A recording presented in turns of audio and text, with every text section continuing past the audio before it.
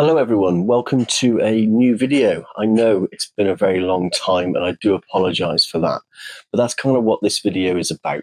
I want to talk about poor mental health and in particular its links to photography.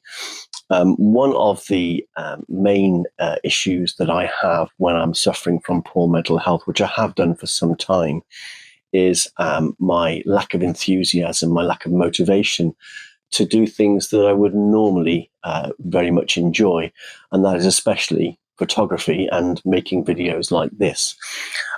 So this isn't a video about please feel sorry for me. This is hopefully that you can get a better understanding about how poor mental health can affect you. Maybe you're in a similar situation to me. Maybe I can answer some questions for you. Maybe you can answer some questions for me. But bear with me, stick around, and let's talk about mental health and photography.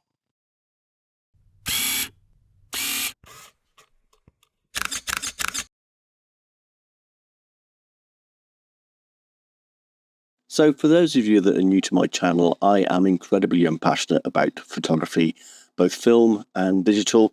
I love developing my own pictures. And obviously I love sharing them with you guys. So I've got quite into filmmaking. I've enjoyed the YouTube process over the last few years with moderate success, but that's not why I'm into it. I really just enjoy sharing my passions and my content with you guys. But as a sufferer of poor mental health for a number of years, as I said in the introduction, one of the first things that gets affected are things that you were once passionate about become a chore.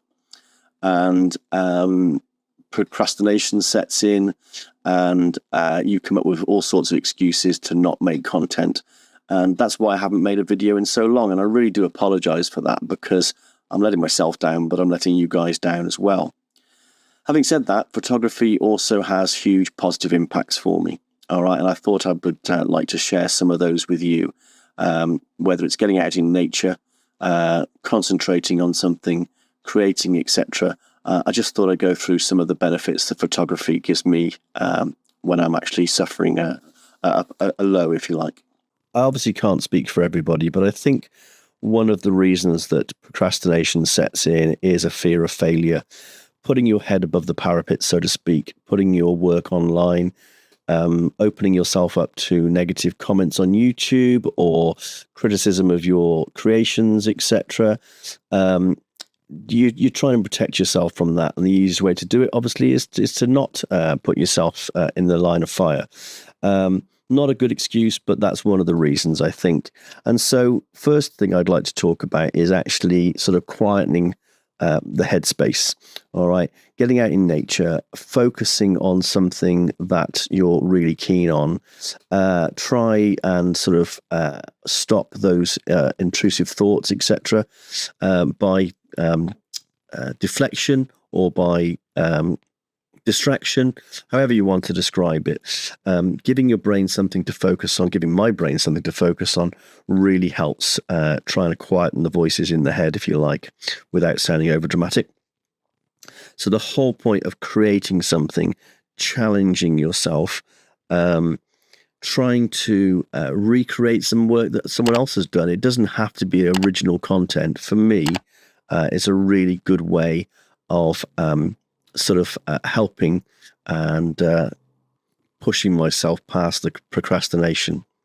So that leads me to my next point, because what can actually happen if you do get past that and put your work online and you get some lovely comments or some good feedback from people, which I have done on the channel and I'm really grateful, thank you, it increases your self-esteem.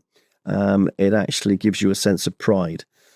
Even if you are, effectively recreating someone's work, nothing wrong with that in my eyes. I think it's worth all of us to actually experimenting, copying someone's style or attempting to adapt it to yourself or whatever else, or trying to be original. Whatever works best for you. I think it's really useful that if you do get that feedback that's positive or even just constructive, it really can help with self-esteem. Another big positive aspect for me is the nostalgia.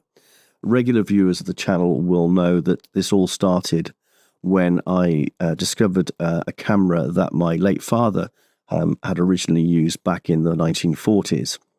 my father was an exceptionally good photographer, won lots of awards, and I grew up taking photographs, helping him develop photographs from, well, as early as I can remember, really, certainly about 5 years old.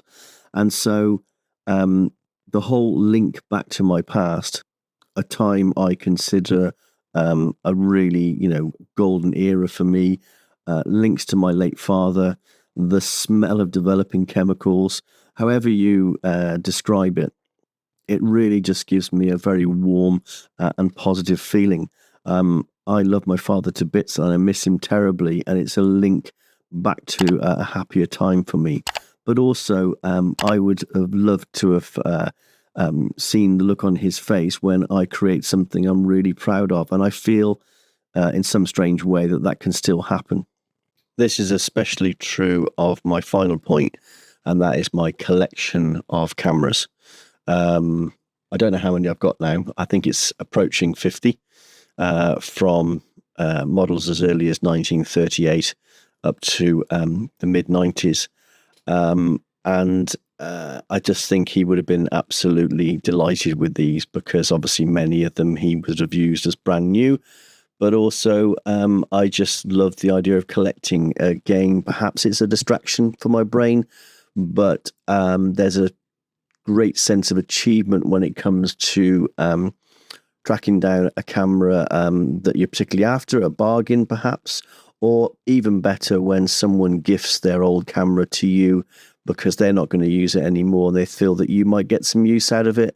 And I absolutely adore that, because each camera comes with its own bit of history and its own memories. And that's just, again, that's good food for my otherwise poorly fed brain.